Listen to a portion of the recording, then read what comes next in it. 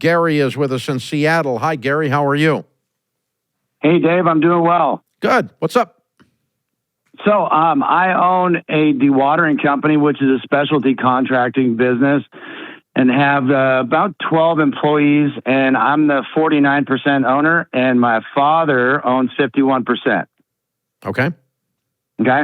We do about $3 million annually, and this is a 15-year-old success story. We started from ashes in 2009, and here we are, and we're doing really well. But my problem is that over the last 5 years, in 2019, I tried to buy my dad out, and it didn't work. And we've been very successful since then.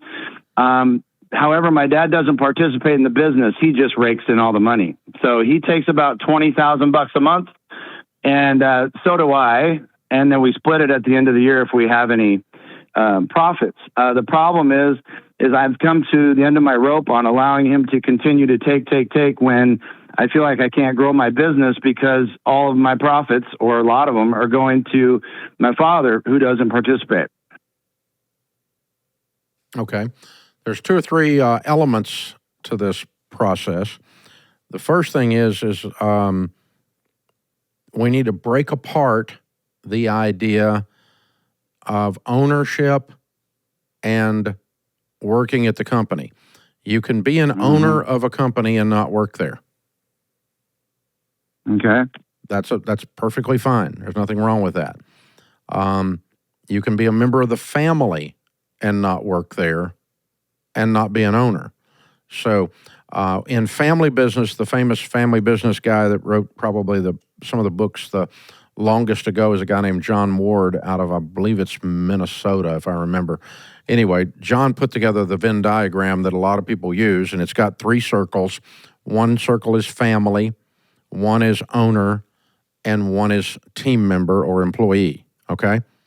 You can be all 3 of those, which would be where the 3 circles intersect on the Venn diagram, if you can see that in your mind. Or you could be 2 of those. You can be a family member, an owner, but not an employee. You can be, in your case, you're all 3, okay? And your dad is just an owner and a family member, but not an employee. So when you break that apart, then you go, okay, owners get distributions of profit. So where your all's model is broken is that Gary is not being paid a salary for being the CEO. You should be getting, on a $3 million business, a couple of $100,000 a year salary before we talk about splitting up profits. And I do get that, but he also gets it too. So basically, he doesn't get a salary. He doesn't work there. Right now he does, though. My point is that's the problem. That has to stop. Yeah. That has to stop. We're not going to pay someone a salary that doesn't work in the business. Now, they can get distribution of profits after the salaries are paid.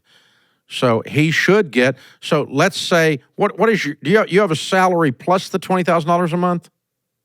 No, we just call it that's what I'm talking about. You just call it. You've completely screwed this up. So that's where the problem's coming in. So you need to get on the payroll of the company as the CEO and president of the company, and the payroll needs to pay you $250,000 a year. Yep. Okay. Then what is left after the CEO is paid is called profit. And the profit can be distributed not to the employees, but to the owners, of which your dad would get 51% of the profits that are distributed, and you would get 49% after the CEO is paid. That's how this should be set up. I agree. Now, once it's set up that way, then you could still have the complaint that your dad won't let you buy you out, and that's another discussion. As a matter of fact, I just got the business valuated. I haven't got the number yet, but that is my next move, is to get him to the table and buy him out. And tell him that I've been awful nice letting him basically, No, that's not going to do any good at all. Your dad doesn't feel like you've been awful nice. And you saying that is not going to do anything but rile him up, dude. True. Okay. It makes you feel better, but it's not going. What are you trying to accomplish here? Rile him up, or are you trying to get the deal done? I want the deal done. All right, then quit riling him up. Quit whining. All right, so sit down with him and just say, look, you're an incredible businessman. You and I built this thing from the ashes, and now you want to be at home, and I have to, for the sake of my manhood, for the sake of my dignity, I have to be running this thing now, and I have to work out something to buy you out. I can't do it this way anymore. I want to honor you. You're one of the founders. You helped me get here. You taught me what I know, and I want to honor you.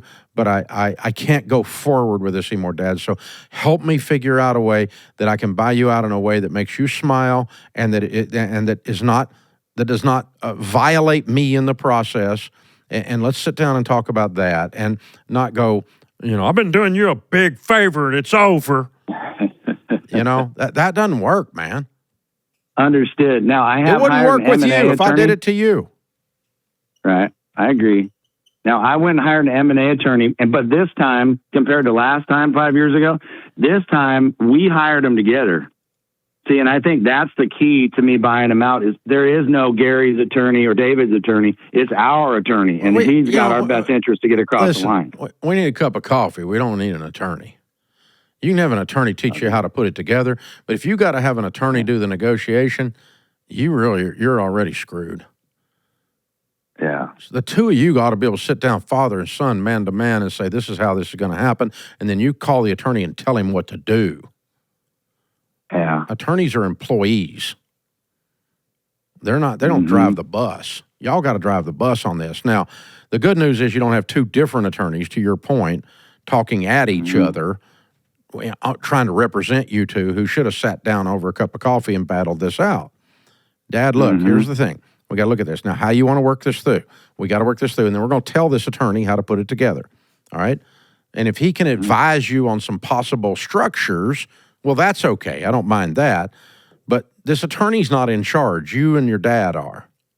And believe me, some of them think they're in charge.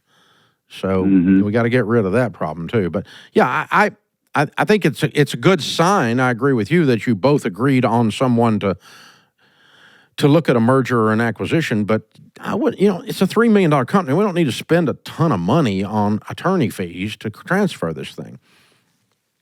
It should not be that complicated or that difficult. But y'all sit down and work on it together. And I can't go forward this way. And But for those of you out there listening, the way you don't get to this point is you do two things in your succession and transition plans when you're in the legacy phase of your business, the last phase, which is where Gary's dad is. Okay, number one, you lay out a clear succession plan, transition plan, and here's how it's going to go down, and here's who's going to end up for it with it. Here's how it's going to be paid for. Here's how it's not going to work. Here's how it is going to work. And then two, you have to do what we talked about there with the Venn diagram. You keep the ownership portion of the business separate from the employment of the business. Now that, so for instance, my son Daniel works here. We mentioned that a minute ago. He is paid as the president. His sister Rachel works here as a personality. She is paid like the other Ramsey personalities. The same percentage on book sales, the same percentage on speaking fees, and so on. So she gets paid there. However, both of them are owners of this company. They also get money as owners from the profits. That has nothing to do with them working here. That's a separate issue. So owners can be absentee owners or they can be on-site owners. Both are owners. Stockholders in publicly traded companies, none of them are on-site.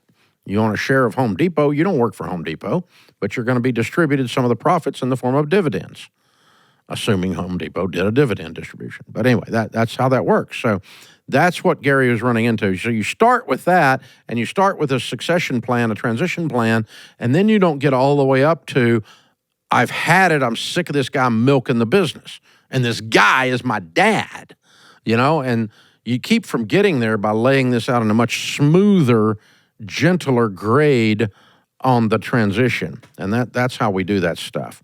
So Really, really good question, Gary. And what you're facing is fairly normal among small businesses. So you're doing a good job. You've obviously grown it to great revenues. Now we've just got to work this through so your dad feels honored. It's always a good idea to honor the founder. As much as you can honor the founder, it'll help the conversation. Shaming them usually won't get you anywhere. This is the EntreLeadership Podcast.